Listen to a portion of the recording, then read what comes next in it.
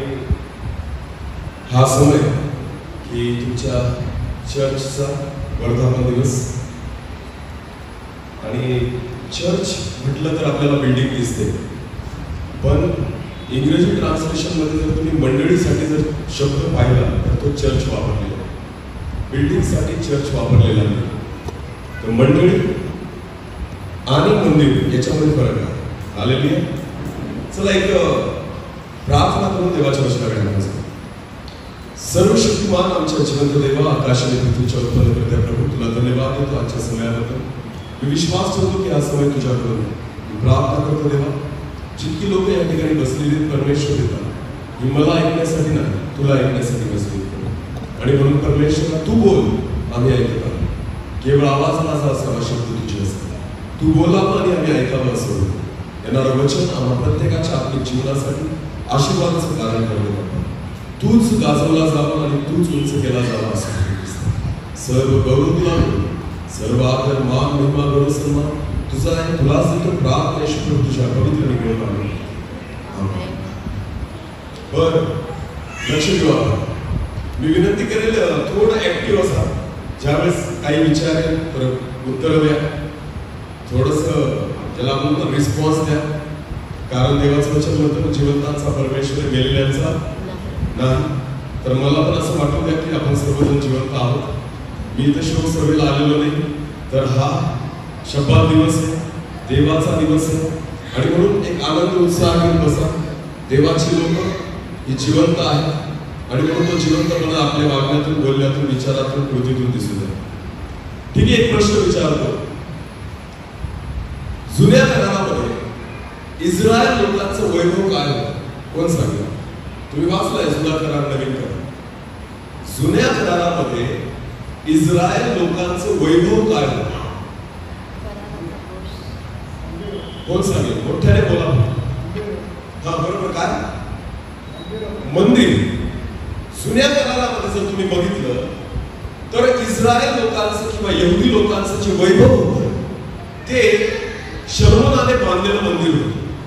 आणि म्हणून तुम्ही पाहता की ज्या वेळेस शत्रूने इस्रायल लोकांवर किंवा यरुशलेमवर हल्ला केला तर त्यावेळेस त्याने यरुशलेमचे पोट तर तोडलेच, पाडलेच, पण दुसरी गोष्ट प्रत्येक शत्रूने त्या मंदिराची सुद्धा तोडफोड केली आणि त्या मंदिराची सुद्धा नासधूस केली.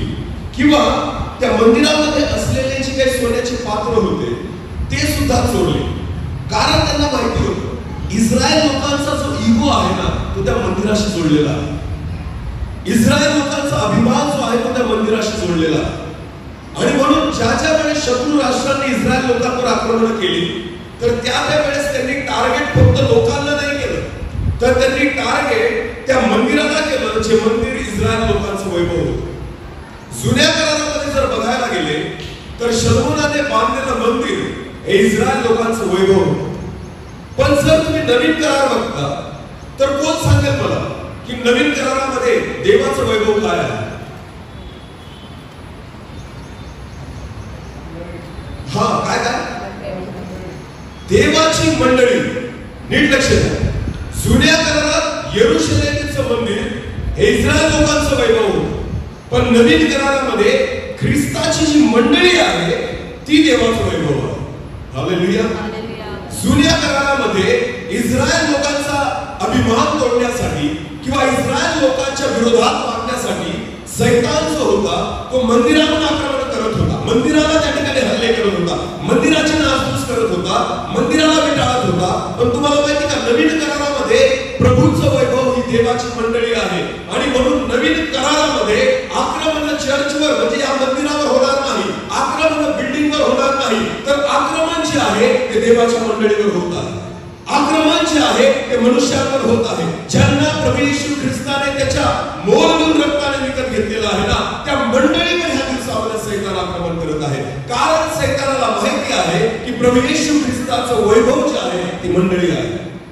मंडळी म्हणजे चर्च नाही, म्हणजे हे मंदिर नाही, मंडळी म्हणजे बिल्डिंग नाही, मंडळी म्हणजे हाताने बांधलेली ही इमारत नाही, मंडळी म्हणजे तुम्ही आहात. प्रभू येशू ख्रिस्ताने रक्त हे दगड, माती, विटा, चुना यांच्यासाठी सांडलं नाही. प्रभू येशू ख्रिस्ताने रक्त हे तुमच्या आणि माझ्यासाठी सांडलेलं आहे. आणि म्हणून प्रभू येशू ख्रिस्ताचं वैभव तुम्ही आणि मी आहोत. आणि म्हणून नवीन करारामध्ये सैतान जो आहे तो हाताने बांधलेल्या मंदिरावर त्या ठिकाणी आक्रमण करत नाही, पण सैतान जो आहे तो ख्रिस्ताच्या मंडळीवर आक्रमण करत आहे. आणि म्हणून प्रियानो, या दिवसामध्ये सगळ्यात जपण्याची काही गोष्ट असेल तर स्वतःला जपा, कारण तुम्ही आणि मी सैतानाचा टार्गेट आहोत. Hallelujah, hallelujah. गेल्या दिवसामध्ये मला पास्टरांनी सांगितलं होतं की देवपूर चर्चचं रिनोव्हेशन झालं. काय झालं? रिनोव्हेशनला मराठीत काय म्हणतो आपण? दुरुस्ती, नूतनीकरण ना, प्रॉपर शब्द नूतनीकरण. रिनोव्हेशन म्हणजे नूतनीकरण झालं. काय काय केलं बरं? चर्च वाढवलं गेलं, रंगरंगोटी केली गेली, अजून काहीतरी त्या ठिकाणी इंटिरियर केलं गेलं, बऱ्याचशा सुधारणा चर्चमध्ये केल्या गेल्या. बरोबर आहे ना? का वाटलं बरं तुम्हाला रिनोव्हेशन करावं असं? कारण आहे ती इमारत जुनी झालेली आहे. जे दिसतंय ते जुनं दिसतंय, याच्यामध्ये नवीन करण्याची गरज आहे. नीट लक्ष द्यायचं. रिनोव्हेशन त्यावेळेस केलं जातं जेव्हा जुनं जे आहे ते समाधान देत नाही. नवीकरण त्यावेळेस केलं जातं ज्यावेळेस जुन्या गोष्टींमध्ये आपण समाधानी राहत नाही. तुम्हाला माहिती, आजकाल बऱ्याच ठिकाणी मंदिराचं किंवा बिल्डिंगचं रिनोव्हेशन चाललेलं आहे, पण मंडळीचं रिनोव्हेशन होणं गरजेचं आहे. बऱ्याचदा मोडतोड याची झालेली परवडती, पण हिची झालेली परवडत नाही. तुम्हाला माहिती, नासधूस याची झालेली परवडती, पण नासधूस यांची झालेली परवडत नाही. आणि प्रॉब्लेम काय माहिती का? याची रिपेअरिंग तुम्ही पैशाने करू शकता, याची रिपेअरिंग करण्यासाठी ॲबिलिटी आपल्यामध्ये आहे, आपल्यामध्ये तेवढी पात्रता आहे की तुम्ही मंदिराचं रिनोव्हेशन करू शकता. पण तुम्हाला माहिती आहे, ज्यावेळेस मंडळीची तोडफोड होते, ज्यावेळेस मंडळीची नासधूस होते, त्यावेळेस त्याचं रिनोव्हेशन मनुष्य करू शकत नाही. त्यावेळेस त्याचं रिनोव्हेशन करण्याची जबाबदारी परमेश्वराची आहे. आमेन. ते देवच करू शकतो. तुम्हाला माहिती आहे, आज अनेक मंडळांची परिस्थिती खालावलेली आहे, अनेक लोकांचं आत्मिक जीवन खालावलेलं आहे. जर धर्मी जीवन म्हटलं ना, तर रविवार सोडून आपलं धर्मी जीवन उरलेलंच नाहीये. रविवारी 3 तासाची प्रार्थना आपल्याला वाटते, त्याच्याने आपण ठरवतो की मी धार्मिक आहे. मला हे सांगा प्रियानो, प्रभू येशू ख्रिस्त, देवाचं वचन असं म्हणतं की ख्रिस्ताचं येणं जे होणार आहे ते असं होईल की वीज एका बाजूने चमकते, दुसऱ्या बाजूला निघून जाते, इतक्या फास्ट त्याचं येणं होणार.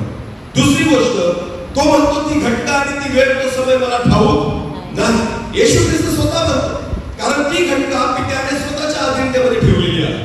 म्हणजे प्रभू येशू ख्रिस्ताला सुद्धा माहिती नाही की तो समय कोणता आहे, की ज्यावेळेस तो त्याच्या मंडळीला घेऊन जाण्यासाठी रॅप्चरसाठी येणार आहे. मग मला एक कळत नाही की तो वेळ आपल्याला ठाऊक नाही, ती घटना आपल्याला ठाऊक नाही, तरी सुद्धा एक व्यक्ती एवढा निश्चिंत कसा राहू शकतो?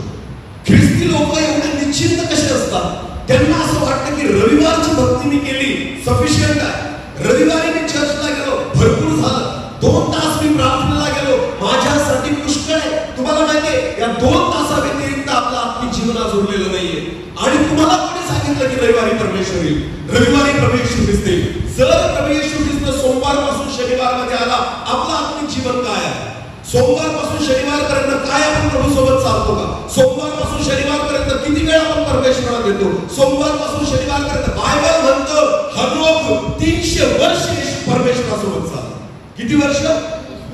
300 वर्ष. एक दिवस नाही, आठवड्यातून 2 दिवस नाही, आठवड्यातून 3 दिवस नाही. बायबल म्हणतं हनोक 300 वर्ष देवासोबत चालला. देवासोबत चालणं म्हणजे काय?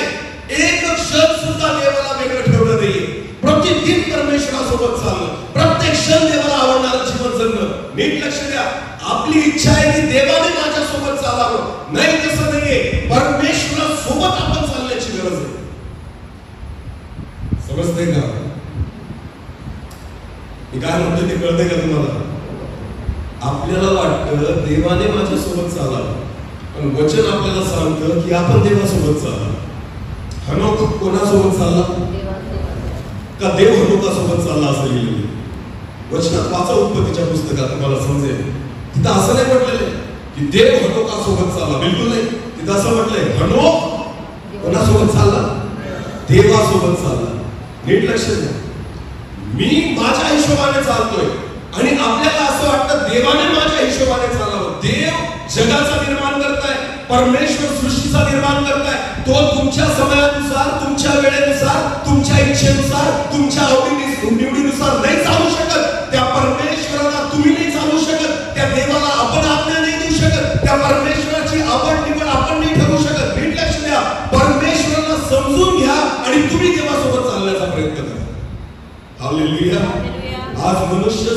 सोयीनुसार देवाला म्हणतो तू माझ्यासोबत चाल, पण मी तुम्हाला सांगू इच्छितो हनोख देवासोबत चालला. याचा अर्थ देवाची जी चाल होती, देवाला जी आवडणाऱ्या गोष्टी होती, त्याला हनोखाने मॅच केलं. आणि म्हणून बायबल म्हणतं 300 वर्षानंतर हनोख नव्हता, तर देवाने त्याला लोकांकडे नेलं. नीट लक्ष द्या, जो देवासोबत चालला त्यालाच देवाने उचललं. जुन्या करारामध्ये उदाहरण नाही, तर नवीन करारात सुद्धा तेच होणार आहे. जो देवासोबत चालेल तोच उचलला जाईल, बाकी सगळी जण नाही. कळते का मी काय सांगतो? स्वर्गामध्ये मला एक सांगा, बायबल असं म्हणतं काय चालतं होती तर रात्रंदिवस वाचलं असेल कधीतरी चुकून वागून, काय तिथे स्तुती आणि आराधना. पिक्चरचे गाणे तर तिथे नसतील, 100% असतील का? बरं टीव्ही नसेल, तिथं मोबाईल नसेल, तिथं फेसबुक नसेल, तिथे इंस्टाग्राम नसेल. ज्या गोष्टीने आज तुमचा आणि माझा टाइमपास होतो त्याच्यापैकी एकही गोष्ट स्वर्गामध्ये नसेल. काय वाटतं तुम्हाला स्वर्गात आपण म्हणून लागेल? 2 गाणे जर पास्टरांनी एक्स्ट्रा घेतली तर आपण म्हणतो बस झाले ना, आता वेळ किती वाढतोय. ठरलेलं आहे आपलं गणित की गाणे एवढेच पाहिजे, ठरलेलं आहे आपलं गणित, याच्यावर आता एक पण गाणं नको. तुम्हाला माहितीये इथं जर आपण कंटाळा करतो तर तिथं तुम्ही कसे काय राहा? मला माहिती जो व्यक्ती इथं स्वर्ग हे तुम्ही नंतर बघणार आहात, पण स्वर्गाची अनुभूती तुम्हाला या जगातच घ्यावी लागेल. हालेलुया. त्याची तयारी तुम्हाला याच ठिकाणी करावी लागेल. प्रियानो, आज इतकी उदासीनता आहे की प्रार्थनेला 10 मिनिटाच्या वर आपण करू शकत नाही, बायबल आपण एक अध्यायाच्या वर वाचू शकत नाही. अनेक लोक तर कॅलेंडरच्या वचनावरच जगतात. कशावर? ख्रिस्ती कॅलेंडर घेण्यामागचा उद्देशच लोकांचा तो आहे काय की किमान रोज एक वचन तरी वाचता येईल. बायबल वाचण्याचं कळून जातं का? कारण जाता जाता घरातून बाहेर निघायच्या अगोदर एक वचन वाचायचं आणि बाहेर निघायचं. यांना वाटतं बापरे खूप ट्रॅफिक झालं, मी काय वाचून निघालो? असं एखादं वचन पाहिजे होतं. बाहेर जाशील तर मरशील. कोणीच गेलं नसतं त्या दिवशी बाहेर. समजतं मी काय सांगतो? ही आपली धार्मिकता की आपण ख्रिस्ती कॅलेंडर यासाठी घेतो की किमान एक वचन दिवसातून आपल्याला वाचता येईल. याला वचन वाचलं नाही म्हणत, फक्त तुम्ही दिनचर्येसाठी किंवा लावून दिलेल्या रूढी परंपरेसाठी ज्यावेळेस तुम्ही वचन वाचतात. वचन काय? वचन वर्ड ऑफ गॉड आहे, परमेश्वराचे शब्द. त्याच्यातून देवाने तुमच्याशी बोललं पाहिजे. आमेन. परमेश्वराची इच्छा मी जाणून घेतली पाहिजे, परमेश्वराची वाणी मला कळली पाहिजे. देव माझ्याशी काय बोलू इच्छितो हे ज्यावेळेस तुम्हाला कळेल तेव्हा समजायचं की मी वचन वाचलेलं आहे. बायबल जर तुम्ही एक पुस्तक म्हणून वाचत असाल, एक धार्मिक ग्रंथ म्हणून वाचत असाल, तर देवाचं वचन तुम्हाला आशीर्वादित करू शकत नाही. जोपर्यंत ह्या वचनामध्ये असलेला व्यक्ती तुम्हाला भेटत नाही, तो आहे पवित्र आत्मा. तो तुम्हाला जोपर्यंत शिकवत नाही तोपर्यंत वचन तुमच्याशी बोलू शकत नाही. बायबल नुसतं रटाळवानं वाचू नका, तर विश्वासाने वाचा की देवाने माझ्याशी बोललं पाहिजे. आमेन. हालेलुया. अनेक गोष्टी प्रियांनो, फार कठीण अवस्था आहे. मी तुम्हाला सांगतो आज मंडळींची, आज परमेश्वराची इच्छा आहे की चर्चचं म्हणजे मंदिराचं रिनोव्हेशन थांबवा, मंडळीचं रिनोव्हेशन करा. आज प्रत्येक ठिकाणी मंडळीची तयारी करणं गरजेचं आहे. आमेन. आणि आज लोक बिल्डिंगांचं रिनोव्हेशन करतायत, बिल्डिंगांना तयार करतायत, बिल्डिंगा बनवणं चाललेलं आहे. तुम्हाला माहितीये परमेश्वराने जुन्या करारामध्ये मंदिराला महत्व दिलं, पण नवीन करारामध्ये ख्रिस्ताने मंडळीला महत्व दिलेलं आहे. वचन वाचू, इफिसकरास पत्र याचा 5वा अध्याय काढा. इफिसकरास पत्र याचा 5वा अध्याय आणि वचन काही वचन आपण वाचून घेऊ. इफिसकरास पत्र याचा 5वा अध्याय वचन 25 पासून पुढे वाचू. पतींनो, जशी ख्रिस्ताने मंडळीवर प्रीती केली, जशी ख्रिस्ताने मंडळीवर प्रीती केली. बोला, ख्रिस्ताने कोणावर प्रीती केली? मंडळीवर. मंदिरावर नाही, तर ख्रिस्ताने मंडळीवर प्रीती केली. पुढे, तशी तुम्हीही आपापल्या पत्नीवर प्रीती करा. पुढे, ख्रिस्ताने मंडळीवर प्रीती केली, ख्रिस्ताने मंडळीवर प्रीती केली आणि स्वतः तिच्यासाठी समर्पण केले, आणि स्वतःला तिच्यासाठी समर्पण केले. अशासाठी की तिला त्याने वचनाद्वारे जल स्नानाने स्वच्छ करून पवित्र करावे. हालेलुया. नीट लक्ष द्या. देवाने ख्रिस्ताने नवीन करारामध्ये मंदिरावर प्रेम नाही केलेलं आहे. कशावर प्रेम केलेलं आहे? मंडळीवर. बोला, कशावर प्रेम केलेलं आहे? रक्त हे मंदिरासाठी सांडलं नाही गेलं, रक्त हे मंडळीसाठी सांडलं गेलेलं आहे. शुद्धीकरण, पवित्रीकरण हे मंदिराचं नाही केलं गेलं, शुद्धीकरण, पवित्रीकरण हे मंडळीचं केलं जाते. तुम्हाला माहितीये, हे चर्च सजवण्यासाठी रंगरंगोटी चालू शकते. हे चर्च सुंदर दिसण्यासाठी तुम्ही इंटेरियर डेकोरेटर त्या ठिकाणी आणून या ठिकाणी सजावट करू शकता. पण तुम्हाला माहितीये, मंडळीला सजवण्यासाठी, मंडळीला शुद्ध आणि पवित्र करण्यासाठी, मंडळीला तयार करण्यासाठी बायबल असं म्हणतं, ख्रिस्ताने वचनाच्या जलस्नानाने मंडळीला शुद्ध केलं. हालेलुया. परत एकदा वाचा तेच वचन 26-27. अशासाठी की तिला त्याने वचनाद्वारे जलस्नानाने स्वच्छ करून. मला एक सांगा, इकडे बघा, अंघोळ आठवड्यातून एकदा करतो का रोज करतो आपण? का? आज केली ना, 8 दिवसांनी करू आता, असं का? कारण जरी आज मी अंघोळ केली तरी उद्या माझं शरीर परत काय होणार आहे? अरे बोला ना, खराब होणार आहे. काय होणार आहे? घामाने म्हणा, मळाने म्हणा, बाहेरची धूळ म्हणा, काही ना काही. तुम्हाला माहिती, शरीरावर डेड सेल असतात. आपली काकडी जी असते त्याच्यावर काही डेड सेल्स असतात. ते आपल्याला दिसत नाही डोळ्यांना, पण ज्यावेळेस तुम्ही आंघोळ करतात तर ते डेड सेल्स निघून जातात. समजते तुम्हाला? म्हणून आंघोळ करणं गरजेचं आहे. मग आंघोळ जी असते की आपण आठवड्यातून एकदा नाही करत. आंघोळ कधी करतो आपण? बोला मला, कधी करतो? रोज. बोला, रोज. बायबल म्हणतं की ख्रिस्ताने मंडळीला वचनाच्या जलस्नानाने, स्नान जे आहे ते रोज केलं जातं. ती एका दिवसाची प्रक्रिया नाहीये, ती आठवड्याची प्रक्रिया नाहीये, ती एका महिन्याची प्रक्रिया नाहीये. स्नान ही रोज करण्याची प्रक्रिया आहे. वचनाचं स्नान हे रोज घातलं पाहिजे. हालेलुया. आपण का पापात पडतो? आपण का देवाला आवडणारं जीवन जगू शकत नाही? आपण का देवापासून दूर राहतो? आपण का परमेश्वरासोबत चालू शकत नाही? याच्या मागचं कारण हे आहे की आपण पाण्याची आंघोळ तर रोज करतो, पण वचनाची आंघोळ आपण रोज करत नाही. तुम्हाला माहिती, स्वतःला शुद्ध ठेवण्यासाठी, स्वतःला पवित्र ठेवण्यासाठी, जसं तुम्ही शरीर शुद्ध ठेवण्यासाठी रोज आंघोळ करता, तसं आत्मिक जीवन शुद्ध ठेवण्यासाठी तुम्हाला देवाच्या वचनाचं स्नान रोज करणं गरजेचं आहे. नुसतं रविवारची प्रार्थना. अरे मला एक सांगा, आपण रविवारी फक्त वचन ऐकायला येतो, ते पूर्ण ऐकत नाही. काही लोक अधून मधून निघून जातात, थोड्या वेळाने बाहेर जातात. पिक्चर पाहायला जा कधी थिएटरला, इंटरव्हल झाल्याशिवाय कोणी उठत सुद्धा नाही. की एखादा सीन चुकायला नको, एखादं गाणं मिस व्हायला नको. का?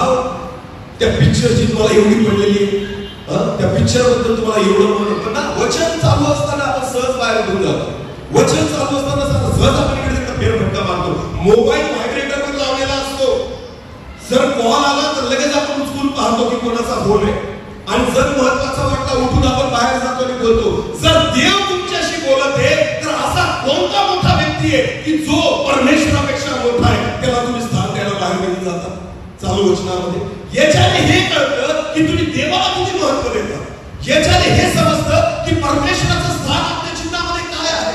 अरे ज्या देवाने अखिल सृष्टी निर्माण केली, आकाश आणि पृथ्वी निर्माण केली, नीट लक्ष द्या, तो परमेश्वर इतका महान आहे की बायबल असं म्हणतं, 6 पंखांवाले करूबीन हे त्याच्या समोर जेव्हा उभे राहतात तर 2 पंखांनी आपले तोंड झाकतात, 2 पंखांनी आपलं शरीर झाकतात आणि मग त्याला पवित्र पवित्र आणि पवित्र म्हणून त्याची आराधना करतात. हे स्वर्गात आहे ही परिस्थिती. करूबीन, सराफीम, स्वर्गदूत, मिखाएल, गॅब्रिएल, अरे हे असे दूत आहेत. हे मिखाएल असा दूत आहे की जो एकटा लढतो, त्याच्यामध्ये सामर्थ्य आहे. सैतानाला त्याने वरून खाली फेकलं. हा मिखाएल सुद्धा परमेश्वरासमोर येताना नम्र आणि देवाचं भय बाळगून त्या ठिकाणी राहतो. तुम्ही आणि मी कशात बसतो मला सांगा? 24 वडील जे परमेश्वराच्या सिंहासनाच्या आजूबाजूला बसलेले. बायबल म्हणतं जेव्हा करूबीन त्याची आराधना करायला सुरुवात करतात ना, ते 24 वडील उपडे पडून त्या परमेश्वराची आराधना करतात. हा आहे तुमचा आणि माझा परमेश्वर. आणि तुम्ही एका फालतू कॉलसाठी बाहेर उठून जातात का? परमेश्वर माझ्याशी बोलतोय, देवाचं वचन माझ्याशी बोलतोय आणि आपण सहज देवाचा अपमान करून आपण उठून बाहेर जातो. काय वाटतं आपल्याला आपलं आत्मिक जीवन काय आहे? काय वाटतं आपल्याला आपलं स्नान कशा पद्धतीने होत आहे? काय वाटतं आपण स्वतःची अंघोळ आज वचनाद्वारे करतो आहोत का नाही?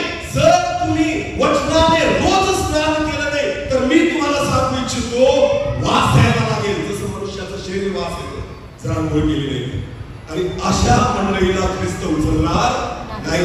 बायबल असं म्हणतं जिला डाग नाही पण जिला सुरकुती सुद्धा नाही. विना डाग आणि विना सुरकुती हे तेव्हाच शक्य आहे जेव्हा तुम्ही स्वच्छ असाल, जेव्हा तुम्ही शुद्ध असाल. आणि आत्मिक जीवनामध्ये तुम्हाला शुद्ध आणि स्वच्छ ठेवण्यासाठी काय देवाचं? बोला देवाचं. आठवड्यातून एकदा, आठवड्यातून दोनदा, कधी? रोज. रोज परमेश्वराच्या वचनाची गरज आहे. उन्हाळा लागला की आंघोळ कितीदा होते? पाणी कमी असेल तर ठीक गोष्ट आहे, मला माहिती थोड्या गरज आहे पाण्याची. पण आमच्याकडे जर समजा उन्हाळा लागला ना तर दिवसातून लोक कितीदा आंघोळ करतात? का माहिती का? परिस्थितीनुसार आंघोळ करावी लागते. हालेलुया. परिस्थितीनुसार आंघोळ करावी लागते. घाम, उष्णता, वातावरणातली तीव्रता ज्यावेळेस वाढत जाते ना तर त्यावेळेस आंघोळीचं प्रमाण दिवसातून वाढायला लागतं. तुम्हाला माहिती आहे तुम्ही आणि मी अशा काळामध्ये येऊन ठेपलेलो आहोत, अशा शेवटच्या समयामध्ये येऊन आलेलो आहोत की आता रोज एक वेळेस आंघोळीची गरज नाहीये, रोज 2 वेळेस आंघोळ केली पाहिजे. कसली? बोला कसली? इथं तर आपली आठवड्यात एकचदा चालू आहे अजून. जेमतेम कधी 2दा. काय वाटतं तुम्हाला? वाचले ना रविवारी येतात त्यावेळेस तुम्ही भले टीओ मारून येत असाल, लक्ष सामनाने आंघोळ करून येत असाल, आत्म्याचं बघा की आत्म्याचा वास यायला लागलेला आहे. आपल्या आत्मिक जीवनाला दुर्गंधी सुटलेली आहे. आपल्या आत्मिक जीवनामध्ये किडे पडलेले आहेत. आपलं आत्मिक जीवन कुजायला लागलेले, आपलं आत्मिक जीवन घाण व्हायला लागलेले. नीट लक्ष द्या प्रियांनो, तुम्ही आणि मी शेवटच्या समयामध्ये आहोत, तुम्ही आणि मी अंत समयामध्ये आहोत. ज्या परमेश्वराचं भय तुम्ही बाळगता, ज्या देवाला तुम्ही आणि मी निवडलेलं आहे तो परमेश्वर जिवंत आहे. जो पाहणारा, जो ऐकणारा, जो अंतःकरण तोलून पाहणारा परमेश्वर आहे. तो केवळ तुमचं बाह्य स्वरूप पाहत नाही, पण देवाचं वचन म्हणतं देवाला तुमच्या मनामध्ये अंतःकरणातले विचार सुद्धा ठाऊक आहे. एकही पाप त्या देवापासून लपू शकत नाही. दिवसभरात माझ्याकडून अनेक चुका होतात, मी पापात पडतो, मी करू नये त्या चुका, म्हणून मला रोज आंघोळ करण्याची गरज आहे. आमेन. मला रोज स्वतःला वचनानुसार स्वच्छ करण्याची गरज आहे. ख्रिस्ताला काळजी मंदिराची नाही, ख्रिस्ताला काळजी मंडळीची नाही. आमेन. काय वाटतं तुम्हाला ज्यावेळेस शेवटचा काळ येईल 7 वर्षाचा? बायबल मध्ये म्हटले प्रकटीकरणाच्या पुस्तकात परमेश्वर या पृथ्वीला हलवून हलवून त्या ठिकाणी पूर्णपणे नासधूस करेल. बरोबर आहे की नाही? हा, चला एक वचन वाचू आपण. लूका शुभवर्तमान याचा 21वा अध्याय. लूका शुभवर्तमान याचा 21वा अध्याय वचन 5 आणि 6 वाचा. मंदिर उत्तम पाषाणांनी कसे सुशोभित केलेले आहे याविषयी कित्येक जण बोलत होते. हालेलुया. नीट लक्ष द्या. येशू ख्रिस्त रस्त्याने चालला होता, त्याचे शिष्य त्याच्यासोबत चाललेले होते आणि त्यांची नजर यरूशलेमच्या मंदिराकडे गेली. तर त्यावेळेस बायबल असं म्हणतं ते शिष्य चर्चा करत होते की हे मंदिर किती सुंदर पाषाणाने बनवलेलं आहे, किती सुंदर रंग लावलेला आहे, किती त्या ठिकाणी हिरे जवाहीर त्याला जडलेले आहेत, सोन्याच्या पत्र्याने ते मंदिर मडवलेलं आहे. त्या मंदिराचं कौतुक त्या ठिकाणी ते प्रभू येशू ख्रिस्ताजवळ करत होते. त्या बांधलेल्या मंदिराचं कौतुक त्या ठिकाणी ते प्रभू येशू ख्रिस्ताजवळ करत होते. त्यावेळेस प्रभू येशू ख्रिस्ताने दिलेलं उत्तर ऐका. काय म्हटले? असे दिवस येतील की, येशूने म्हटले असे दिवस येतील की जे तुम्ही पाहत आहात, जे आता तुमच्या डोळ्यांना दिसतंय त्यातला पाडला जाणार नाही, असा चिऱ्यावर चिरा राहणार नाही. तुम्हाला माहिती यरूशलेमच्या मंदिराविषयी जी भविष्यवाणी प्रभू येशू ख्रिस्ताने केली की एकही दगड त्याच्यावर राहणार नाही. आज तुम्ही जाऊन बघा त्या ठिकाणी तसंच झालेलं आहे. फक्त काही थोडेसे दगड असे उडलेले आणि त्या भिंती समोर जाऊन आज इस्रायल लोक प्रार्थना करतात. का? कारण प्रभू येशूने सांगितलं हे मंदिर जे आहे ना चिऱ्यावर चिरा राहणार नाही, सगळं पाडलं जाईल. तेच मी तुम्हाला आज परत सांगू इच्छितो. ज्याचं आपल्याला अभिमान आपण बाळगतो ना हे सुद्धा एका दिवशी पडणारच आहे. ज्या वेळेस प्रभू येशू ख्रिस्त जगाचा न्यायनिवाडा करेल, ज्या वेळेस भूमिकंपाने सगळी पृथ्वी हादरेल, मंडळी त्याच्यावर उचलली जाईल, त्याच्यानंतर जेवढ्या इमारती आहेत ना त्याच्यामध्ये चर्च सुद्धा आहे, मंदिर सुद्धा आहे, सगळे पडतील. चिऱ्यावर चिरा राहणार नाही. कारण काळजी देवाला याची नाही, काळजी देवाला तुमची आहे. आमेन. परमेश्वराची इच्छा आहे रिन्युएशन याचं कमी करा, रिन्युएशन स्वतःचं करा. आपली तयारी करा, नूतनीकरण करा, नवीकरण करा. आपल्यातल्या कुठं जाळ लागलेले ना आपल्यामध्ये ते बघा, स्वतःला स्वच्छ करा.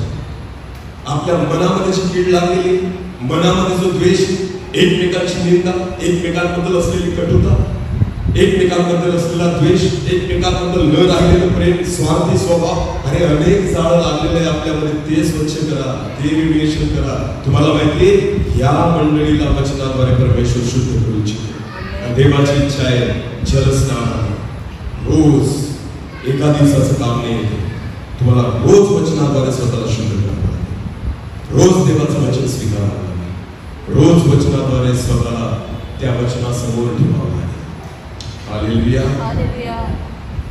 मी नेहमी एक प्रश्न विचारतो, तुमच्यामध्ये असा कोण देव माणूस बसलेला आहे ज्याने सकाळपासून आतापर्यंत आरसा पाहिला नाही?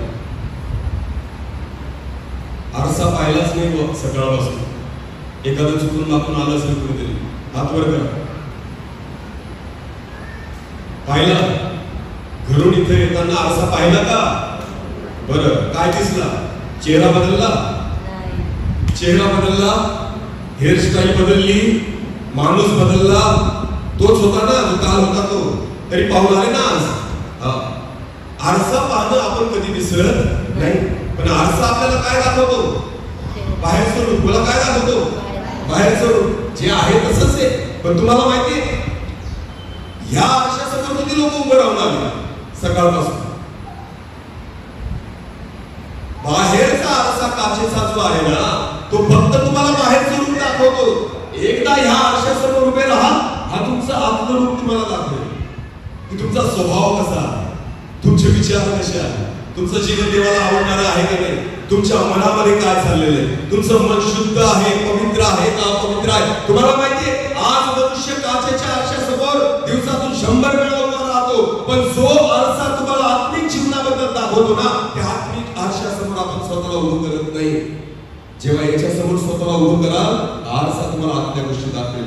मंडळी, स्वतःला रिन्यू करा, स्वतःला नवीन करा, स्वतःला तयार करा, स्वतःला लागलेलं जाळं साफ करा. कारण देवाची इच्छा आहे की मंडळीचं नूतनीकरण व्हावं, मंडळीचं रिन्युएशन व्हावं, मंडळीचं नवीकरण व्हावं, ही परमेश्वराची इच्छा आहे. कारण ह्याच मंडळीसाठी ख्रिस्त कार्य आपण सांगितलं आहे. आमेन. चला एक वचन वाचा, स्तोत्र संहिता अध्याय 82. स्तोत्र संहिता अध्याय 82 वचन 1 वाचा. बस, देवाचं वचन काय म्हणतं? देव आपल्या मंडळीत उभा आहे. हालेलुया. परमेश्वर कुठे उभा आहे? देवाची उभं राहण्याची जागा मंदिर नाही, देवाची उभं राहण्याची जागा मंडळी आहे. परमेश्वर मंदिरात उभा आहे असं म्हटलंय, परमेश्वर मंडळीत उभा आहे. मंदिर हे दगडविटांचं असतं, मंडळी ही हाडामासाची असते. हालेलुया. परमेश्वराचं वचन म्हणतं की देव आपल्या मंडळीमध्ये उभा आहे. चला एक वचन वाचू अजून. प्रकाशित वाक्य, प्रकटीकरण अध्याय 1. प्रकटीकरण याचा अध्याय 1.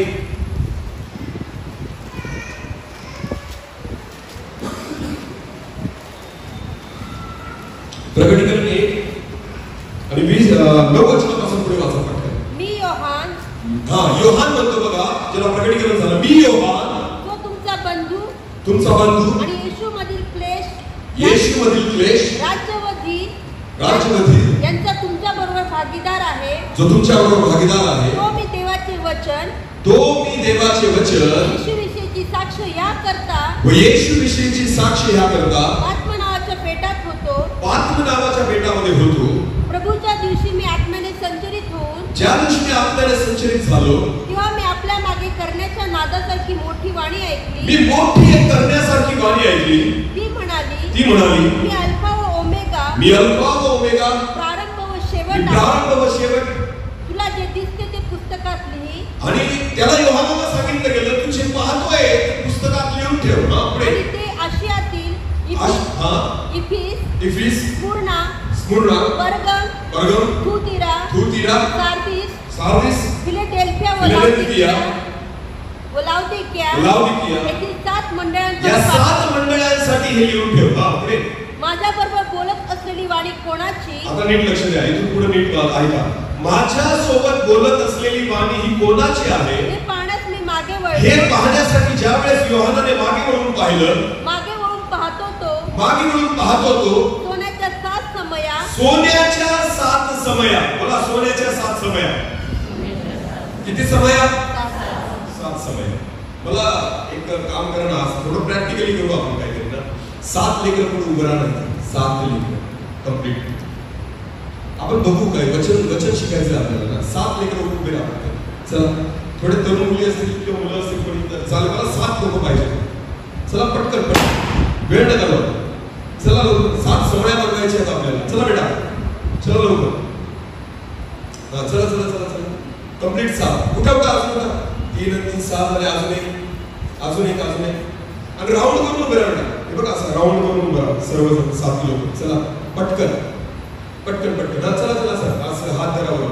ओके, 7 लोक झाले. तू ये मध्यभागी उभा राहा. मध्ये उभा राहा. या 7च्या मध्ये उभा राहा. 7 झाले ना.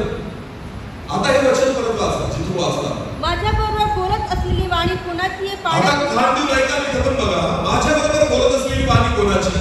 मागे वळून पाहतो तो सोन्याच्या 7 समया, मला सोन्याच्या 7 समया आणि त्या समयांच्या मध्यभागी मनुष्याच्या पुत्रासारखा पायगोळ वस्त्र परिधान केलेला आणि छातीवरून सोन्याचा पट्टा घेतलेला असा कोणी एक माझ्या दृष्टीस पडला. त्याचे डोके व केस बर्फासारखे. आता योहान काय म्हणतोय बघा, त्या येशू ख्रिस्ताविषयी योहान म्हणतोय त्याचे डोके कसे होते व केस बर्फासारखे. त्याचे डोके व केस बर्फासारखे. आता मला एक सांगा, योहान त्या येशू ख्रिस्ताला दाखवतोय जो कशामध्ये उभा आहे?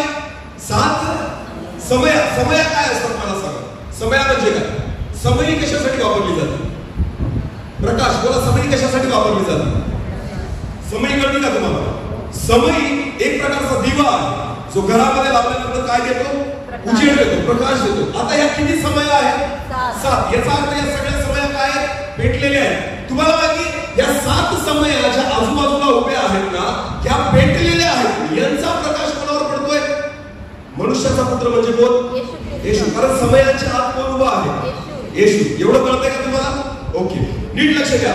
7 समयांमध्ये योहान बघतोय की येशू ख्रिस्त उभा आहे आणि त्या प्रकाशामध्ये त्याला येशू ख्रिस्त दिसतोय आणि येशूचं वर्णन तो करतोय. काय करतोय? पहिलं परत वाचा. त्याचे डोके व केस बर्फासारख्या पांढऱ्या लोकरीसारखे पांढरे होते. त्याचं डोकं कशामुळे दिसू शकते? यांच्या प्रकाशामुळे. बोला, यांच्या केस कोणत्या रंगाचे? हे योहान जे पाहतोय ना, ते या समयांचा प्रकाश याच्यावर पडतोय. हालेलुया. नीट लक्ष द्या. त्या प्रकाशामुळे त्याला त्याचे केस दिसतात. पुढे वाचा. त्याचे डोळे अग्नीच्या ज्वालेसारखे. त्याचे डोळे कसे आहेत ना, हे डोळे सुद्धा योहान जे पाहतोय ना, या समयांच्या प्रकाशामुळे पाहू शकतोय की त्याचे डोळे अग्निमय ज्वालेसारखे. पुढे वाचा. त्याचे पाय जणू काय भट्टीतून काढलेले. ज्यावेळेस मनुष्याच्या पुत्राचे पाय तो पाहतोय ना, तर ते कशाचे पाय म्हणतात? भट्टीतून काढलेल्या सोन पितळेसारखे. पायांवर पण या समयांचा प्रकाश पडतोय म्हणून पाय सुद्धा दिसतात येशू ख्रिस्ताचे. पुढे. त्याची वाणी अनेक जलप्रवाहांच्या ध्वनीसारखी होती. त्याच्या उजव्या हातात 7 तारे होते. त्याच्या उजव्या हातात 7 तारे पण दिसतात. पुढे. त्याच्या तोंडातून तीक्ष्ण दुधारी तलवार निघाली. आणि त्याची मुद्रा परम तेजाने प्रकाशणाऱ्या सूर्यासारखी होती. आता नीट लक्ष द्या. इकडे बघा. मध्ये उभा असलेला प्रभू येशू ख्रिस्त हा 7 समयांच्या प्रकाशामुळे योहानाला दिसतोय आणि योहान त्याला त्या ठिकाणी बघत असताना त्याचे डोकं कसं आहे, त्याचा चेहरा कसा आहे, त्याचे डोळे कसे आहेत, त्याचं सगळं वर्णन त्या ठिकाणी ह्या प्रकाशामध्ये योहान करतोय. हालेलुया. तुम्हाला माहिती आहे 7 समया कोण आहेत? ज्या 7 समयांचा प्रकाश येशू ख्रिस्तावर पडतोय, ज्या 7 समयांमुळे येशू ख्रिस्त योहानाला दिसतोय, त्या 7 समयामुळे तुम्हाला माहिती आहे 20 वचन वाचा. 20 वचन. जे 7 तारे माझ्या उजव्या हातात पाहिले, मी त्याच्या उजव्या हातात पाहिले. त्यांच्या आणि सोन्याच्या त्या 7 समयांचे गुज हे आहे. त्या 7 ताऱ्यांचं आणि 7 समयांचं गुज हे आहे. हे 7 तारे हे 7 मंडळांचे दूत आहेत. 7 तारे 7 मंडळांचे दूत आहेत. आणि 7 समया 7 समया ज्या तू पाहिल्या त्या 7 मंडळे आहेत. 7 मंडळे आहेत. हालेलुया. नीट लक्ष द्या. या 7 समयामध्ये 7 मंडळे. बोला 7 मंडळांचा प्रकाश ख्रिस्तावर पडतोय आणि तो जगाला दिसतोय. आमेन. जोपर्यंत मंडळी प्रकाशित होत नाही जगाला ख्रिस्त दिसू शकत नाहीये. लक्षात घ्या. योहान ज्या येशू ख्रिस्ताला पाहतोय ना, योहान त्या मंडळांच्या प्रकाशामध्ये प्रभू येशू ख्रिस्ताला पाहतोय की येशूचं वर्णन तो करतोय की त्याचं डोकं असेल, त्याचे केस असेल, त्याचे डोळे असेल, त्याचे पाय असेल, त्याचं शरीर असेल. हे सगळं योहान जे येशू ख्रिस्ताला पाहतोय ना तो या 7 मंडळांमध्ये पाहू शकतोय. कारण या मंडळ्या प्रकाशित आहेत आणि या मंडळांचा प्रकाश येशू ख्रिस्तावर पडतोय. मला एक सांगा, काय आपण प्रकाशित आहोत? जगाला आपल्यामध्ये ख्रिस्त दिसतोय का? काय आपल्या मंडळीद्वारे ख्रिस्ताची ओळख होते का? ख्रिस्ताचं प्रेम आपल्या मंडळीद्वारे दिसतंय का? ख्रिस्ताची दया आपल्या मंडळीद्वारे दिसते का? ख्रिस्ताची पवित्रता आपल्या मंडळीद्वारे दिसते का? मंडळीचं हे काम आहे की तुम्ही असा प्रकाश पाडा की तुमच्या प्रकाशामध्ये जगाला ख्रिस्त दिसला पाहिजे. हालेलुया. हालेलुया. कळतंय मी काय सांगतोय ते? म्हणून ख्रिस्ताला मंडळीची गरज आहे. म्हणून या 7 मंडळ्या आजूबाजूला आहेत आणि मध्ये मनुष्याचा पुत्र उभा आहे. त्या समयांच्या प्रकाशामध्ये ख्रिस्त योहानाला दिसतो. आमेन. बसा खाली बसा. थँक्यू. हे प्रॅक्टिकली करून दाखवणं गरजेचं होतं. ही आहे मंडळीची जबाबदारी की जगाला तुमच्याद्वारे ख्रिस्त दिसावा. दारू पिणारा जर मी असेल, काय ख्रिस्त दिसेल माझ्याद्वारे? तंबाखू खाणारा मी असेल, काय ख्रिस्त दिसेल माझ्याद्वारे? शिव्या देणारा मी असेल, काय ख्रिस्त दिसेल माझ्याद्वारे? भांडण करणारा मी असेल, काय ख्रिस्त दिसेल माझ्याद्वारे? ख्रिस्ताचं प्रेम दाखवा, ख्रिस्ताची पवित्रता दाखवा. जे गुण ख्रिस्ताचे नाहीये ते तुमच्या जीवनाद्वारे दाखवू नका. आणि जर ते गुण तुम्ही घेऊन जगताय तर स्वतःला ख्रिस्ती म्हणू नका. नीट लक्ष द्या. अनेक शहरांमध्ये साक्ष आहे ख्रिस्ती लोकांची. काय? त्या एरियात जायचं नाही, त्या एरियात जायचं. लोक घाबरतात. अरे ख्रिस्ताची इच्छा आहे लोकांनी जवळ यावं, इथं उलट होतंय. ख्रिस्ती लोकांना पाहून लोक पळतात. ही कोणती साक्ष आहे मला सांगा ख्रिस्ताची? हा प्रकाशिका अंधार आहे. हा प्रकाशिका अंधार आहे. मला सांगा. ख्रिस्त दिसू द्या, त्याचं प्रेम दिसू द्या, त्याची दया दिसू द्या. प्रेषितांनी ख्रिस्त दाखवला, त्याचं प्रेम दाखवलं, त्याची दया दाखवली, त्याची क्षमा दाखवली, त्याची पवित्रता दाखवली. आजची मंडळी काय दाखवते जगाला मला सांगा? आजची मंडळी काय म्हणतो? मी ख्रिस्ती आहे, दारूच्या प्यावर बसलोय. म्हणतो मी ख्रिस्ती आहे आणि पांढरपिवर बसलोय. म्हणतो मी ख्रिस्ती आहे, कानात माळी घालून फिरतोय. म्हणतो मी ख्रिस्ती आहे, टॅटू बनवलाय अंगावर. म्हणतो मी ख्रिस्ती आहे आणि एकमेकांची कॉलर पकडून भांडण करताय. कसले ख्रिस्ती रे तुम्ही? तुमचा प्रकाश अंधार आहात तुम्ही, विझलेल्या समय आहात. काय आहात? बोला काय आहात? विझलेल्या अंधारात तुम्ही ख्रिस्ताला दाखवू शकत नाही.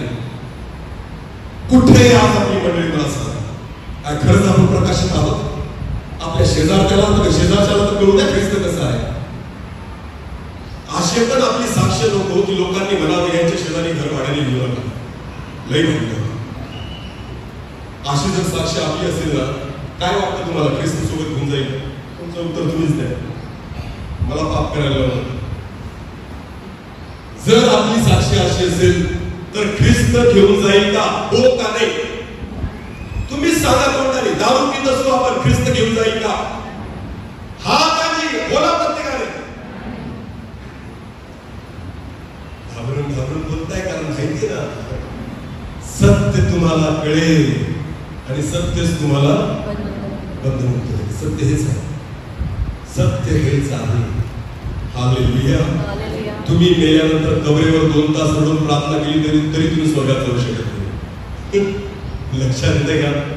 सागर पास्टरांना बोलवलं ना, एखादा व्यक्ती मेला दारू पिऊन आणि सांगितलं पास्टर रडून प्रार्थना करायची असेल, कुठे जावं? यांनी कुठे जावं? पास्टर रात्रभर जरी प्रार्थना करत बसले तरी तो जिथं जायचं तिथंच गेला. त्यांची प्रार्थना त्याचा मार्ग बदलू शकत. संधी केव्हा होती? संधी केव्हा होती?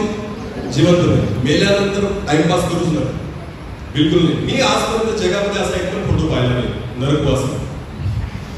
सगळे फोटो काय मेल्यानंतर किती खोटं बोलतो आपण. कोणाशी खोटं बोलतो सांगा.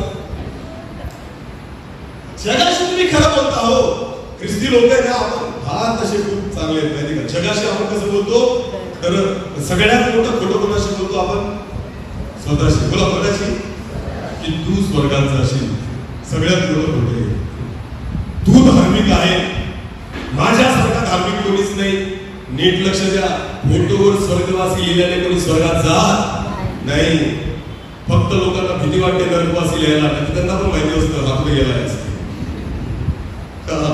माहिती तर त्यांनाही असतं. बिचारे पास्टर पण मग उगाच प्रार्थना करतात. देवा गेला रे त्याला तुझ्याकडे घे. प्रभू म्हणतो आज केली उद्या करायची नाही अशी चुकीची प्रार्थना. चुकून मला तो आयडिया दिली की याला कुठे यायचं. मला माहिती आहे काय केलेलं आहे. सुधरा जिवंत आहे तोपर्यंत मी तुम्हाला सांगू इच्छितो. मी देवाचा दास आहे. मला काही फरक पडत नाही. ऑलरेडी माझ्या तारखा बुक आहे. हे एका मंडळीने मला नाही बोलवलं दुसरे द्वार परमेश्वर उघडेल. मी रिपिटेशनच्या मागे लागत नाही. लक्षात घ्या. मला तुमच्याकडून प्रशंसा पण नको. मला तुमच्या टाळ्या पण नको. मला तुमचं कौतुक पण नको. आणि मला तुमचा पैसा पण नको. मला काहीच नको. मला फक्त देवाचं काम पूर्ण करायचं. नंतर देवपूर मंडळीमध्ये मला नाही बोलवलं तरी काही अडचण नाही. पण जे आहे ते प्रगट करून जा. आमेन. कारण शेवटचे दिवस चालले. शेवटच्या काळात येऊन गेलोय आपण. इथं लाड करण्याचं काम नाहीये. इथं शासन करण्याचं काम आहे. इथं कान उघडणी करण्याचं काम आहे. कारण प्रवेश ख्रिस्त जो येणार आहे तो येईल. आमेन. पण ज्याला त्याला ज्याच्या त्याच्या कर्माप्रमाणे प्रतिफळ देईल असं देवाचं वचन. मला काय हसू पण जाऊ शकतो. 2-4 जोक सांगायचे. इकडच्या तिकडच्या गोष्टी करायच्या. जप्पे झाडावर चढला. येशूने पाण्याचा द्राक्षरस केला. 2-4 मस्त चमत्काराचे उदाहरण द्यायचे. देव तुम्हाला पण आरोग्य देईल. आरोग्य प्राप्त करून नका दिले मग भले आजारीच राहा पण स्वर्गाचा. समजते का तुम्हाला. आरोग्य प्राप्त करून गॅरंटी काय की तुम्ही स्वर्गात जावा. बिलकुल नाही. माझं म्हणणे पाप सोडा आणि स्वर्गाचं राज्य मिळवा. आजार काय आपल्या जीवनामध्ये सांगा बरं. आजार का आले आपल्या जीवनात. बरं एदेन बागेमध्ये आजार होता का. एदेन बागेमध्ये मच्छर होता का. मलेरियाचा त्रास होता का. मेडिकल डिपार्टमेंट मध्ये काम करणारे किती हात वर करा. बरं का प्लीज. तुम्ही सगळे बेरोजगार राहिले असते जर एदेन बागेत राहिले असते. तुम्ही जर एदेन बागेत असते तर तुम्ही सगळे बेरोजगार असते का. का बरं. कारण तिथं दवाखान्याची गरज. हालेलुया. पण चांगलं झालं का वाईट झालं का. डॉक्टरला वाटतं पेशंटने आजारी पडावं आणि देवाला वाटतं त्याने सुधारावं. हा फरक आहे माणसातला आणि देवाला. आमेन. समजतं मी काय सांगतोय. एदेन बाग अशी बाग होती जिथं आजार नव्हता. जिथं दुःख नव्हतं. जिथं त्रास नव्हता. जिथं शांती आनंद सुख समाधान सगळ्या प्रकारचे आशीष होते. हालेलुया. हालेलुया. हे तर आपण कमवलेल्या गोष्टी. आजार काय येतात तुम्हाला माहितीये. आदामाने आणि हवेने फळ खाल्लं तिथून पुढे सगळ्या त्रासाला सुरुवात. आपण आजारासाठी प्रार्थना करतो. मी म्हणतो आजारासाठी प्रार्थना नका करू. पापासाठी प्रार्थना करा. कारण येशूने पण सांगितलं जा तुझ्या पापांची क्षमा. पॅरालाइज झालेला व्यक्ती येशू जवळ आणला आणि प्रार्थना कर म्हटलं. येशूने काय म्हटलं जा तुझ्या पापांची क्षमा. कारण येशूला माहिती होतं आजार प्रॉब्लेम नाही. प्रॉब्लेम काय. पाप. बोला प्रॉब्लेम काय. पाप. येशूने पापांची क्षमा केली. चहा पितो ना आपण घरी. पितात ना. बरं चहाचा कप तुम्ही पाहिलं. चहा प्यायलो आपण एक सिप आणि टेबलावर जर ठेवला डायनिंग टेबलवर आणि परत उचलल्यानंतर तो जो काट असतो ना त्या कपाचा त्याला चहा लागलेला असतो. पाहिलं तुम्ही असा रिंग तयार होते चहाची. मग काय होतं माहिती थोड्या वेळी माशा येतात. कोण येतात. माशा. कोण येतात. माशा गुणगुण गुणगुण करतात आणि त्या रिंगवर जिथं चहा लागलेली असते तिथे येऊन बसतात. मग एक येते त्याच्यानंतर ती दुसरी जाती दुसरीला बोलणार. त्या अजून जातात 4-5 जास्त घेऊन येतात. 8-10 माशा गोळा होतात त्या ठिकाणी आणि मग बसतात आजूबाजूला आणि आपल्याला ते सहन होत नाही. मग आपण काय करतो त्या टेबलावर त्या माशा घुसवतो. आशा केल्या त्या सगळ्या माशा उडून जातात. आपल्याला वाटतं गेले तर ते जात नाही. अजून इकडून तिकडून उडून थोड्या वेळाने परत तिथं येऊन बसतात. परत आपल्याला इरिटेट होतो. आपण परत त्यांना असा हलवतो. परत उडतात. परत थोड्या वेळाने तिथं बसतात. आपल्या आजाराचं पण तसंच. कितीही अभिषेक दासाकडून प्रार्थना करून मी 100% गॅरंटी देतो तुम्ही पूर्ण बरे होणार नाही. आज डोकं दुखणं बरं झालं उद्या पोट दुखेल, पोट दुखी बरी झाली की पाय दुखतील, पाय बरे झाले का परत मरून सुरुवात होईल. हालेलुया. याचं कारण मी तुम्हाला सांगतो नीट लक्ष द्या. का आपले आजार कायमस्वरूपी बरे होत नाही ना, याचे मूळ कारण शोधत नाही आपण. माशा हाकलण्यापेक्षा एक गोष्ट करा. काय करायचं माहिती का? ओलं कापड घ्यायचं आणि काय करायचं, जिथं ती चहाची रिंग आहे ना त्याच्यावर ते ओलं कापड फिरवा, तो चहा पुसून टाका. मग काय होईल माहिती, माशा येतील आणि बघतील अरे आपल्या कामाची गोष्ट इथे राहिली, मग काय करतील त्या स्वतः माझ्या नावातून निघून जातील. हालेलुया. कारण त्यांना लागणारी गोष्ट आता तिथं. तुम्हाला माहिती आजार काय येतात, कारण त्याला आवडणारी गोष्ट तुमच्यामध्ये आहे. काय बाप बोला काय, आपण आजारांना हाकलतोय. बिचारा देवाचे तास माशा हाकलतात सध्या. मास्टर प्रार्थना करा, बिचारा देवाचा तास ठेवतो हात आणि येशूच्या नावात माशा हाकलून देतो, आजार निघून जातो. पण कुठं बरा झाला, अजिबात नाही. पण दुसऱ्या मीटिंग मध्ये आहे मास्टर, त्या दिवशी तुम्ही प्रार्थना केली ना डोकं बरं झालं, माशी येऊपर्यंत असं प्रॉब्लेम आहे. सेवकांनो माशा हाकलू नका, याचे पाप दूर करा. हालेलुया. अडचण जी आहे ना ती आजाराची नाही आहे, अडचणची मनुष्याचे पाप आहेत ना, त्याच्यामुळे हे आजार होतात. हालेलुया. म्हणून निदान शोधा. मला काय शोधा, निदान शोधा. आपण निदान नाही शोधतो, आपण फक्त गोळ्यात तेवढं पुढे ढकलतोय, चाललंय बघ चलती का नाम, चलती का नाम. ख्रिस्ती जीवन असं राहिलं, चलती का नाम गाडी चालली आहे ना कशी तरी हवा मारून मारून एक टायर पंचर तरी ओढत चालले धडपडत. याला ख्रिस्ती जीवन नाही म्हणून नीट लक्ष द्या. पाप चालणार. तुम्ही कॅन्सर मध्ये मेले ना तरी स्वर्गात जाऊ शकते. समजतं मी काय सांगतो, एखादा व्यक्ती कॅन्सर मध्ये मेला पण त्याच्यात काही पाप नसेल तर तो कुठे जाईल, स्वर्गात. पण एखादा व्यक्ती निरोगी होऊन मेला पण पाप घेऊन मेला तर तो स्वर्गात जाऊ शकत. लाजर आजारी होता, फोडं होते, कुत्रे येऊन सांगायचे तरी कुठे गेला, स्वर्गात. आणि श्रीमंत मनुष्य निरोगी होता, चांगलं खात होता, चांगले कपडे घालत होता, कुठे गेला, नरकात. ठरवा तुम्हाला कुठे जायचं. पाप घेऊन तुम्हाला स्वर्गात जाता येणार, त्या मंडळीला शुद्ध करण्यासाठी प्रवेश असतो. आमेन. काय आपली साक्ष आहे, मी तुम्हाला म्हणून ते उदाहरण दिलं. 7 मंडळांचा प्रकाश येशू ख्रिस्ताला दाखवतो. आपला कोणता प्रकाश असा आहे की ज्याच्याने जगाला आज ख्रिस्त दिसतोय, सांगा मला. कोणतं आपलं वागणं असं आहे की ज्याच्याने ख्रिस्त जगाला दिसतोय. जिथं तुम्ही नोकरी करतात, जिथं तुम्ही काम करतात, जिथं तुम्ही राहताय, काय तुमची साक्ष आहे की जी साक्ष ऐकून लोक म्हणतील खरंच रे यांचा देव जिवंत, खरंच हे लोक प्रेम करतात, खरंच हे लोक क्षमा करतात. उलट झालंय आता, अरे यांच्या मागे लागायचं नाही. ही आपली साक्ष. कसं काय ख्रिस्त दिसेल जगाला. विजलेल्या समयावर नका, त्या समयावर ज्याच्यामध्ये जगाला ख्रिस्त दिसेल. आमेन. आणि ही आहे मंडळी जी देवाला आवडते. मला माहिती काही लोकांना पटत नसेल, काय करायचं. देव तसं बोलतच नाही जे आपल्याला पटेल असं. तुम्हाला पटेल असं ऐकायचं असेल तर कपिल शर्माचा कॉमेडी शो ऐका. तो तसंच बोलेल जे तुम्हाला आवडेल, कारण त्याला TRP मिळतं, पैसा पण भेटतो. अजून काही सिरियल असतील, काही सिनेमा असतील, सलमान खानचा सिनेमा तो पण तुम्हाला एंटरटेन करेल. का? कारण त्याला पैसे मिळतात त्या गोष्टीसाठी. मी तुम्हाला एंटरटेन करण्यासाठी नाही आलो, मी तुमचा टाइमपास करण्यासाठी नाही आलो. देवाला काही फरक पडत नाही, त्याला TRP भेटो न भेटो, परमेश्वर जे आहे ते प्रकट करून मोकळा होतो. आमेन. समजते मी काय सांगतो. सत्य ऐकणारे पण कमी आहेत आणि सत्य बोलणारे पण कमी आहेत. म्हणून तुम्ही ठरवा तुम्हाला काय करायचं. देवाचं वचन म्हणतं ज्याला कान आहे तो ही आहे ख्रिस्ताची जी ख्रिस्ताला दाखवते. हालेलुया. जी आजूबाजूला उभी आहे हे ख्रिस्त मध्ये उभा आणि त्या सर्वांचा प्रकाश जेव्हा ख्रिस्तावर पडतोय तर योहानाला दिसतोय ख्रिस्त कसा आहे. आमेन. तसंच तुमचा प्रकाश. एक शेवटचं वचन वाचतो.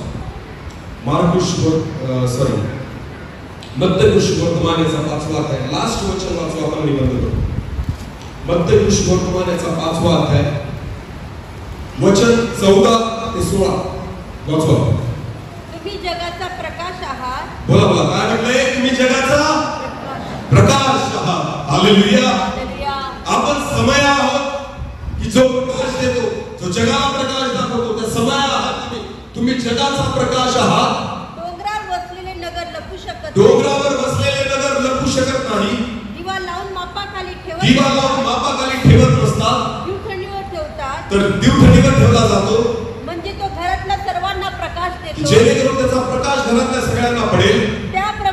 त्याप्रमाणे तुमचा प्रकाश लोकांसमोर असा पडू वचन द्या. बघा काय म्हणतं शेवटचं, त्याप्रमाणे तुमचा प्रकाश लोकांसमोर असा पडू द्या की त्यांनी तुमची सत्कर्मे पाहून, जगातल्या लोकांनी तुमची सत्कर्मे पाहून तुमच्या स्वर्गातील पित्याचे, तुमच्या जिवंत देवाचे गौरव करावे. आमेन. आपल्या कृत्याद्वारे परमेश्वराचा गौरव झाला पाहिजे. माझ्या वागण्याद्वारे लोकांनी देवाचा गौरव केला पाहिजे. लोकांनी म्हटलं पाहिजे खरंच हा प्रेम करतो. लोकांनी म्हटलं पाहिजे खरंच याच्यामध्ये दया आहे. लोकांनी म्हटलं पाहिजे खरंच हा क्षमा करणारा आहे. आपलं प्रेम बघून, आपलं वागणं बघून त्यांना ख्रिस्त दिसावं. आमेन. एक शेवटचं उदाहरण सांगतो आणि बंद करतो. नीट लक्ष द्या. मदर तेरेसा किती लोक ओळखतात? मदर तेरेसा नाव ऐकले का? आपल्या भारतामध्ये विदेशातून येऊन एका बाईने सेवा दिली अनाथ आणि गरिबांसाठी, विधवांसाठी, कुष्ठरोग्यांसाठी. ती मदर तेरेसा. ज्यावेळेस मदर तेरेसा भारतामध्ये राहत होत्या त्यावेळेस अनाथ आश्रम चालवत होत्या. पैसा कमी पडायचा तर श्रीमंतांकडे जाऊन भीक मागायच्या की आम्हाला मदत करा, आमच्या लेकरांना खायला नाही. असंच एकदा त्यांच्या आश्रममध्ये त्यांना गरज होती पैशाची. त्या ख्रिस्ती होत्या, येशूवर विश्वास ठेवून चालायच्या, अनाथांना प्रेम द्यायच्या, विधवांना प्रेम द्यायच्या, कुष्ठरोग्यांना प्रेम द्यायच्या. ख्रिस्ताचं प्रेम सगळ्या जगाला वाटत होतं. एकदा पैसे कमी पडले. त्या शहरामध्ये एक श्रीमंत व्यक्ती होता, पण तो विधर्मी होता, तो देवाला ओळखणारा नव्हता. तर ते त्याच्या घरी गेल्या, काहीतरी मदत मिळेल या अपेक्षेत. आता तो व्यक्ती जो होता त्याला येशूचा फार तिटकारा होता. ख्रिस्ती लोक त्याला अजिबात आवडायचे नाही. येशू ख्रिस्ताचा विरोधक व्यक्ती होता, पण श्रीमंत होता. पण मदर तेरेसाला वाटलं मला काय करायचं त्या गोष्टीशी, मला माझ्या लेकरांचं पोट भरायचंय म्हणून मी मदत मागेन. मदर तेरेसा त्या श्रीमंताच्या बंगल्याकडे गेल्या, दार ठोकलं. त्या श्रीमंताने दार उघडलं.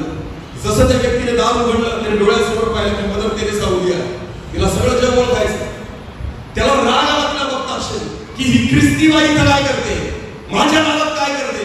मला ख्रिस्ती लोक अजिबात आवडत नाही, मला येशू ख्रिस्त अजिबात आवडत नाही, आणि ही माझ्या डोळ्यासमोर काय करते.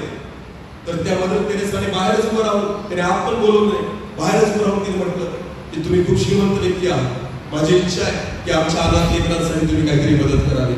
मदर तेरेसाने आपले हात त्याच्या समोर केले. काय केले? मदर तेरेसाने आपले हात त्या श्रीमंत व्यक्तीच्या समोर पसरले. तुम्हाला माहिती त्या श्रीमंत व्यक्तीने काय केलं? तो एवढा द्वेष करायचा की त्या श्रीमंत व्यक्तीने मदर तेरेसाच्या हातावर थुंकलं. काय केलं? थुंकून दिलं मदर तेरेसाच्या हातावर. तुमच्या आणि माझ्या जागेवर जर एखादा असतं तर काय केलं असतं? थुंकल्यावर त्याच हाताने 5 बोटं त्याच्या गावावर उठवले असते. खरे का खोटे? खरे का खोटे सांगा. हा, जर तुम्ही आणि मी त्या जागेवर असतो तर कदाचित त्याच हाताने आपण त्याला कॉन्फिडन्स दिली असती. तर तुम्हाला माहिती मदर तेरेसाने काय केलं? ज्यावेळेस तो श्रीमंत व्यक्ती तिच्या हातावर थुंकला, मदर तेरेसाने तो थुंकलेला हात जो होता ना तो स्वतःच्या केसांवर पुसला आणि म्हटलं हे थुंक जे होतं ना, हा अपमान जो होता तो माझ्यासाठी होता, आता माझ्या लेकरांसाठी होता. समजतं मी काय सांगतोय? मदर तेरेसा बोलली हा अपमान, हे थूक माझ्यासाठी होतं ना, हे मी स्वीकारते, माझ्या डोक्याला पुसून घेते, आता माझ्या लेकरांसाठी मदत करा. जेव्हा मदर तेरेसा असं बोलली ना, तो श्रीमंत व्यक्ती ढसाढसा रडायला लागला. ही कोणत्या मातीची बनवलेली आहे की तोंडावर थुकलो, हातावर थुकलो तरी तिला राग आला नाही. उलट म्हणते की हे माझ्यासाठी होतं, आता माझ्या लेकरांसाठी. यालाच म्हणतात ख्रिस्त गाजवणे. बायबल घेऊन नका फिरून लोकांना सांगायला की येशू ख्रिस्त असा आहे तसा आहे. नाही, तुम्ही आणि मी शुभवर्तमान आहोत 5 वर की जे जगाला दिसलं पाहिजे. आमेन. तुमच्यातून ख्रिस्त दिसला पाहिजे. मंडळीचा प्रकाश ख्रिस्ताला दाखवतो. तुमचं प्रेम जगाने ओळखलं पाहिजे की ख्रिस्त असा. तुमच्या वागण्यातून, तुमच्या बोलण्यातून, तुमच्या कृतीतून तुम्ही दाखवलं पाहिजे. याला म्हणतात ख्रिस्त. तो व्यक्ती रडला, तुटला, त्याला कळलं खरंच हा ख्रिस्त आहे. आमेन. आमेन. तुमचा प्रकाश असा पडू द्या की तुमची सत्कृत्ये पाहून त्यांनी तुमच्या स्वर्गीय पित्याचे गौरव करावे. आमेन. मंडळी, ही तुमची जबाबदारी आहे. वर्धापन दिवस आहे तुमचा. चर्च या मंदिराचा नाही, मंडळीचा. पास्टरांनी पण तेच सांगितलं होतं, हा मंडळीचा वर्धापन दिवस. रिन्युएशन करा, स्वतःच्या मनाचं नवीकरण करा, स्वतःच्या जीवनाचं नवीकरण करा. तुमचा प्रकाश त्या समयांप्रमाणे ख्रिस्तावर पडून जाईल आणि जगाला ख्रिस्त दिसतो. आज या वर्धापन दिनानिमित्त एवढंच बोलू इच्छितो. देव या वचनावर आपल्या सर्वांना आशीषित करून डोळे झाकू यावेळेस आपण प्रार्थना करायचं. सर्वजण आपले नेत्र बंद करू, छोटीशी प्रार्थना करू. आपलं मन परमेश्वराकडे समर्पण करा. देवाला देवाचं वचन म्हणतं की तुमचं शरीर हे माझं मंदिर आहे आणि माझा आत्मा त्याच्यामध्ये वास करतो, मला ठाऊक नाही. आज स्वतःला परमेश्वराच्या चरणी समर्पित करा. देवाला म्हणा, प्रभू तुझी उपस्थिती माझ्या ठाई येऊ दे. एक 2 कडवे घेऊ आपण एका गीताचे. येशू आपका दिल को तुम दिल मेरा समा दे.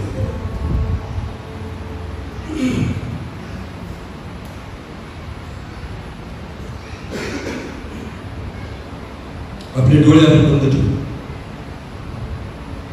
2 मिनिटात आपण प्रार्थना करून सांगू. यीशुआ घर दिल में तू बना, दिल मेरा सुना तेरे बिना. यीशुआ घर दिल में तू बना, दिल मेरा सुना तेरे बिना. दुनिया में सच्ची खुशी नहीं, मुश्किल में है मेरी जिंदगी हो. दुनिया में सच्ची खुशी नहीं, मुश्किल में है मेरी जिंदगी.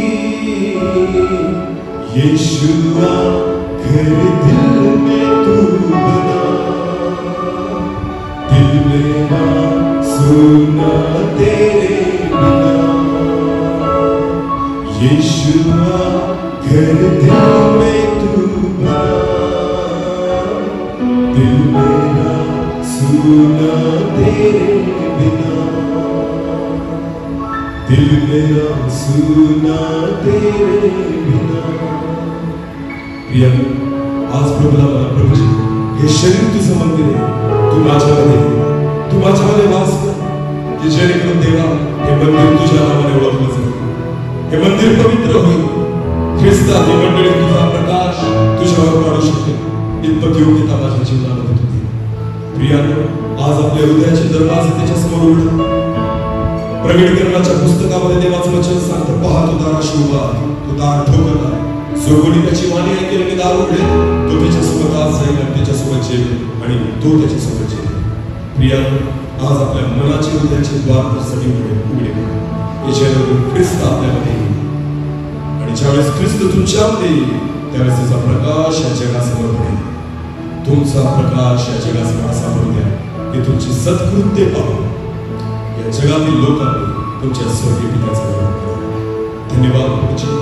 आज परमेश्वर या मंडळीशी ज्या गोष्टी बोललेला आहे, कोणीच आपली मन कठीण करू नये परमेश्वर, कारण तुझी इच्छा आहे की कोणाचाच नाश होऊ नये परमेश्वर. तर प्रत्येक आत्मा उद्धारला जावा, स्वर्गीय राज्यपद त्यांनी प्राप्त करावं. प्रभू, ज्यावेळेस तुझ्या मंडळीला तू घेऊन जाण्यासाठी येशील, तर ही मंडळी तुझ्यासोबत उचलली जाईल. यासाठी ख्रिस्ता आज प्रत्येकाला तू तयार करते. तुझं वचन स्वीकारण्यासाठी तू सांग. जे वचन पेरलं गेलं 30 पट 7 पट आणि 100 पट फळ देणार. सर्व आदर मान महिमा गौरव सन्मान तुझा आहे प्रभू, आम्ही तुलाच देतो. प्रार्थना येशू प्रभू तुझ्या पवित्र आणि गोड नावाने मागितली. आमेन.